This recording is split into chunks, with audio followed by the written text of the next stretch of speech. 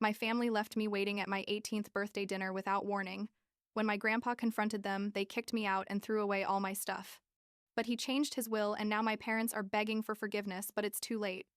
I'm 18 years old. I just graduated from high school. And what happened on my birthday a few weeks ago basically destroyed any trace of a relationship I could have had with my parents. I guess I should start from the beginning. Although the truth is, there's no clear beginning, because this had been dragging on forever, for as long as I can remember. My sister Isabella is 21, 3 years older than me, and she's always been my parents' favorite. And when I say favorite, I don't mean that normal sibling stuff, where one feels like the other gets a little more attention. No, I mean, they literally treated me like I was invisible most of the time, while Isabella was basically a princess in that house. I grew up watching my parents, Margaret and Robert. My mom is 48, and my dad is 51, if it matters. Shower Isabella with attention. When she got good grades, there was celebration, gifts, dinners out. When I got the same grades or better, I'd get a, "That's nice," and that was it. Isabella wanted piano lessons. They paid for them without thinking twice. I asked for art classes, and they told me there was no budget. Isabella needed a car for college. They bought her a new one. I asked if I could use my mom's old car to get to school, and they told me to take the bus because Isabella needed it when she came to visit. You know what I mean? It was that kind of constant dynamic, day after day, year after year, where I basically learned that my place in that family was secondary, like a background character in Isabella's life. The funny thing is that Isabella wasn't even directly mean to me. I mean, it wasn't like she treated me badly or bullied me. She was just so used to being the center of attention that she didn't even realize how all this affected me. She lived in her world where everything revolved around her, and that was normal for her. My parents called her like 3 times a day when she was at college. They sent her packages with food and gifts. They went to visit her every 2 weeks. Meanwhile, I was in the same house as them, and sometimes days would go by without us having a real conversation beyond pass the salt at dinner. The only one who seemed to really see me was my grandfather, my mom's dad. He lived like 40 minutes away from us and came to visit often, and he always took the time to ask me how I was, what I was reading, how school was going. He'd take me for ice cream or to the movies, just the two of us, and those were the only moments where I felt like someone in my family really cared about me as a person. My grandfather is like 75 years old, I think, retired from something finance-related, and he was always the one who supported me when my parents didn't even care about what I did. Well, so we get to about a month ago, when I turned 18. I had planned a simple dinner at an Italian restaurant I liked. Nothing fancy, you know, that place that has good prices and is downtown. I invited my parents, Isabella, who was visiting that weekend, and a couple of friends from school. I organized everything myself, made the reservation for 7 p.m., sent everyone the details a week in advance. I was excited, honestly, because I thought that at least for my 18th birthday, which is supposedly important, my family was going to make the effort to be there for me. On my birthday, I arrived at the restaurant at like 6:50, a little early, to make sure everything was okay with the reservation. I told the waiter I was waiting for my family, that we were going to be like 6 people, and he sat me at a nice table near the window. I stayed there waiting, checking my phone every 2 minutes, watching the door every time someone came in. 7 o'clock passed, then 7:10, then 7:20. The waiter kept coming over to ask if I wanted to order something while I waited, and I'd tell him no, that they were about to arrive, even though inside I was starting to feel that knot in my stomach that tells you something's wrong. At 7:30, after sitting there, alone for half an hour feeling more and more humiliated, I decided to call Isabella because she always answered her phone. I called and she answered on the third ring, and I could hear laughter and music in the background. I asked her where they were, that I'd been waiting for them at the restaurant for half an hour, and she, in that casual tone like nothing, tells me, "Oh, Sophia, didn't we tell you? Mom wasn't feeling well, so we decided to cancel the dinner. We thought someone had told you." And I just stood there, with the phone in my hand, trying to process what I had just heard. I said, "What do you mean you canceled? I made the reservation. It's my birthday. I'm here waiting for you." And she just said, "Oh, I'm sorry. We forgot to tell you. But anyway, Mom is sick, so we couldn't go." What killed me, what really destroyed me in that moment, was hearing the laughter in the background. If my mom was so sick, Why did it sound like they were in the middle of a party? I asked Isabella. What? That noise was, and there was an awkward silence before she said, Well, we're at home watching a movie. A movie. My family was at home watching a movie on my birthday after standing me up at a restaurant without even having the decency to let me know. I told Isabella that was incredible, that I couldn't believe they had done this to me, and she got defensive, saying that I was overreacting, that it wasn't that big a deal, that we could celebrate another day. I hung up the phone and just sat there, not knowing what to do. The waiter came over again, and I had to tell him that no one was coming, that there had been a misunderstanding, and the way he looked at me, like with pity, was the worst. I got up to leave, and just as I was walking out of the restaurant, someone called my name. It was my grandfather, walking toward me with a smile and a wrapped gift in his hands. He told me he was sorry for being late, that he'd had a problem with traffic, and that he was ready to celebrate with his favorite granddaughter. I don't know how, but I managed not to start crying right there at the restaurant entrance. I told my grandfather that the rest of the family had canceled, that they weren't coming, and I saw how his expression changed from surprise to something like contained fury. He asked me if I knew why they had canceled, and I told him what Isabella had said about my mom being sick. My grandfather was quiet for a moment, then took my arm and said, Well then, let's celebrate just the two of us. It's their loss not to spend time with a wonderful young woman. We went back to the table, and my grandfather made that night special despite everything. We ordered too much food. He gave me my gift, which was an amazing laptop for college, something I had mentioned needing months ago and that he had remembered. And he told me funny stories about when my mom was young. But even in the middle of that dinner that he was trying to make nice, I couldn't stop thinking about how my own family had abandoned me on my birthday. My grandfather must have noticed, because at one point, while we were eating dessert, he told me that what my parents had done was wrong, that there was no excuse, and that he was going to talk to them. When I got home that night, around 10, my grandfather had asked me to wait outside because he wanted to go in first. He went into the house, and I stayed in the car, but I could hear the shouting from there. My grandfather was furious. He was yelling at my mom about how could she do that to her own daughter, that it was inexcusable cruelty. My mom was yelling back at him that he didn't understand, that she didn't feel well, that it wasn't his problem. Then I heard my grandfather say something about his will, about how he was considering making changes because he wasn't going to leave his money to someone who treated his granddaughter so badly. That apparently was too much for my mom, because she started screaming even louder, saying that he couldn't threaten her with that Isabella was also his granddaughter. And my grandfather told her, Isabella has everything she wants from you. Sophia has nothing, and I'm going to make sure she at least has something when I'm gone. Eventually, my grandfather came out of the house, told me to go in but not to stay quiet if things got ugly, and left. I went into the house, and the tension was so thick you could cut it with a knife. My mom was on the couch with my dad. Isabella was on the armchair with her phone, and they all looked at me when I came in, like I was the one who had done something wrong. Nobody said happy birthday to me. Nobody asked me how my dinner had been. They just looked at me and then went back to what they were doing. I went to my room without saying anything because I knew that if I opened my mouth, I was going to explode. The next day, which was Saturday, I woke up and went down for breakfast. The whole house was decorated with balloons and a sign that said Happy Birthday, Isabella. I was confused for a moment until I remembered that Isabella's birthday was in 2 weeks. Apparently, they had decided to celebrate it early because she was going to be busy on her actual birthday. The table was full of gifts. My mom was cooking Isabella's favorite breakfast, and my dad was blowing up more balloons.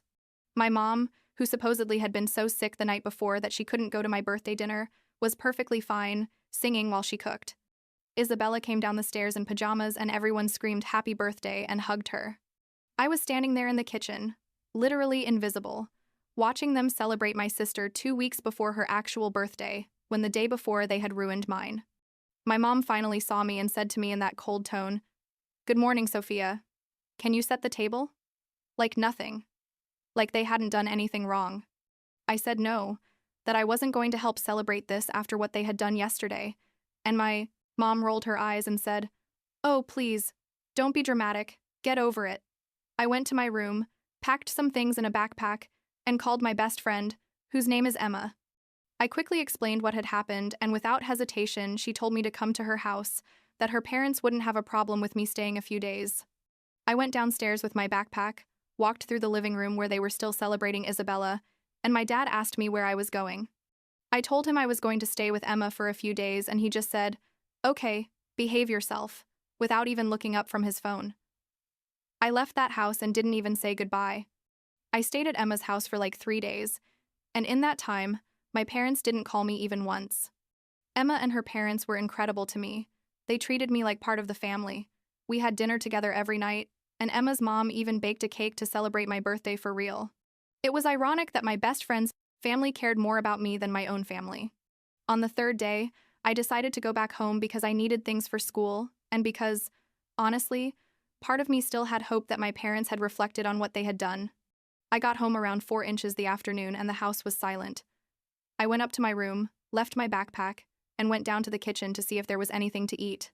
My mom got home from work about half an hour later and saw me there. She didn't say hi, didn't ask how I'd been, just told me, "Since you're here, there are dirty dishes that need washing." I felt something in me break in that moment. I told her I wasn't going to wash the dishes, that I had been gone for 3 days and nobody had even noticed or cared. She got furious immediately and started yelling at me that while I lived in her house, I was going to follow her rules, that I was ungrateful, that I didn't appreciate everything they did for me. Everything they did for me. Those words made me laugh. So hard that I literally laughed in her face, which only made her angrier. I said, "What exactly is it that you do for me, Mom? Ignore me? Stand me up on my birthday? Celebrate Isabella 2 weeks before her birthday while mine doesn't even deserve a happy birthday?" My mom told me I was being ridiculous, that she gave me a roof and food and that should be enough. I told her that was the bare minimum a parent should do, that that wasn't love or support, and that I was tired of being treated like a second-class citizen in my own family. The argument escalated quickly. My dad came home, and instead of trying to calm things down, he took my mom's side immediately. He told me I was an ungrateful teenager, that I didn't understand everything they had sacrificed for us, that Isabella at least appreciated what they did for her. That last part broke me completely. I yelled at him that of course Isabella appreciated everything because they gave her everything, while they gave me the leftovers of their attention. My mom then said something I'll never forget. She looked me directly in the eyes and said, "You know what, Sophia? If you're so unhappy here, if you complain so much about us, then maybe you should leave." The silence that followed was deafening. My dad didn't contradict her, didn't say that was too much, didn't try to stop her. He just stood there nodding slightly. I asked my mom if she was serious, and she said, "Totally serious. You have until tomorrow to pack your things and get out of my house." I felt like someone had thrown a bucket of cold water on me. Despite everything, I never thought they would go this far, to literally kick me out of the house. I'm 18 years old. I just graduated from high school. I was going to start college in a couple of months, and my parents were kicking me out of the house for daring to tell them the truth about how they treated me. I went up to my room shaking, I don't know if from rage or shock or both, and called my grandfather. I told Tim what had happened, and he got furious, told me not to worry, that he was going to come early tomorrow to help me collect my things, and that I was going to stay with him for as long as I needed. I spent that night in my room without sleeping, listening to my parents and Isabella watching TV downstairs like nothing, laughing and having a good time. While I was upstairs, dealing with the fact that they were kicking me out, my grandfather arrived the next day at 9 inches the morning with his truck. My parents had already left for work, but Isabella was there, in pajamas, eating cereal in the kitchen. She saw me pass by with my grandfather toward the stairs and didn't even ask what was happening. She just kept eating and looking at her phone. I went up to my room with my grandfather, and when I opened the door, I almost had an attack. My room was empty. Like, completely empty. My bed was still there, and my desk, but everything else, my clothes, my books, my personal things, my photos, everything. I had disappeared. I ran down the stairs and yelled at Isabella where my things were. She looked at me like I was crazy and said, "Mom said that if you were leaving, you didn't need any of that here. So she donated it or threw it away. I don't know." I felt like I couldn't breathe. I asked her if she was serious, and she shrugged and said, "It's not my problem." My grandfather came down behind me, and when he saw my face, he knew something terrible had happened. I explained to him that they had thrown away or donated everything, and I saw how his face turned red with fury. He called my mom at work and demanded that she come back to the house immediately. My mom arrived about 30 minutes later with my dad, and when they came in and saw my grandfather waiting for them in the living room, you could almost feel the tension. My grandfather asked them directly where my things were, and my mom, with the calmest face in the world, said that I didn't need them anymore if I was going to leave. So she had given them away. My grandfather asked her if she realized that was basically destroying her daughter's property, that many of those things couldn't be replaced, and my mom just said, they were cheap things anyway. It's not worth making a drama. This is where things got really ugly. My dad, who had been quiet this whole time, suddenly started laughing. He laughed like all of this was a joke, like the fact that they had thrown away everything I owned was funny.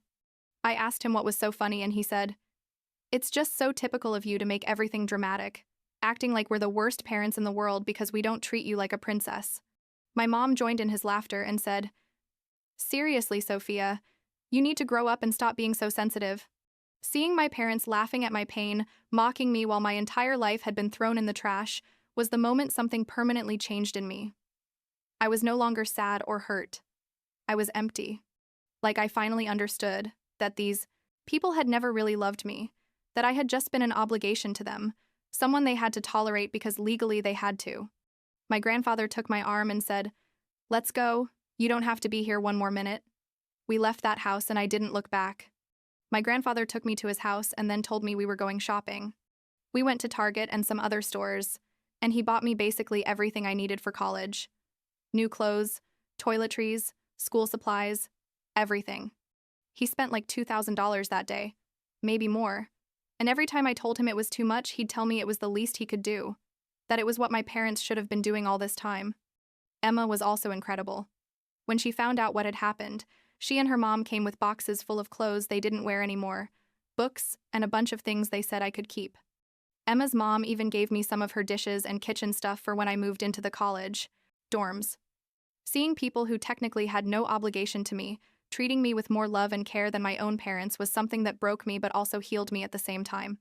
Fast forward like 3 weeks and here we are. I live with my grandfather now. I'm enrolled in college and I'm going to start in a month. My parents haven't contacted me even once since that day. Not a message, not a call, nothing. Isabella sent me a message like a week ago, saying I should apologize to mom and dad for how I acted, that I was very dramatic about everything. I responded, telling her she had no idea what it was like to grow up being ignored and belittled, and that I didn't owe anyone an apology. She blocked me after that. My grandfather followed through on his threat about the will. He told me a few days ago that he went with his lawyer and changed everything, leaving me most of his estate and only a small portion for my mom, with the condition that it be used specifically for her retirement, nothing she can share with Isabella. He told me he didn't do it to punish anyone, but because he wanted to make sure I was okay, that I had the resources to build a good life without depending on people who clearly don't value me. I'm not going to lie. There are moments when I feel sad about all this. Sometimes I see families at the supermarket or in the park, and I feel that pang of pain for what I never had. There are nights when I wonder if maybe I overreacted, if I should have kept quiet and endured like I had done my whole life. But then I remember my parents laughing at me that day. I remember the 18 years of being invisible. I remember my ruined birthday. And I know I didn't overreact at all. I simply finally had the courage to tell the truth, and they couldn't handle it. Last week I went with my grandfather for coffee, and he asked me how I felt about everything. If I was okay? I told him the truth, that I was better than before, but it still hurt. He told me something that stuck. With me, he said, "Sophia, family isn't just blood. It's the people who choose you, who value you, who are there when you need them most. By that definition, your parents stopped being your family a long time ago." And he's right, I guess. My family now is my grandfather, Emma and her family, and the few people who have shown they care about me. And that's enough for now.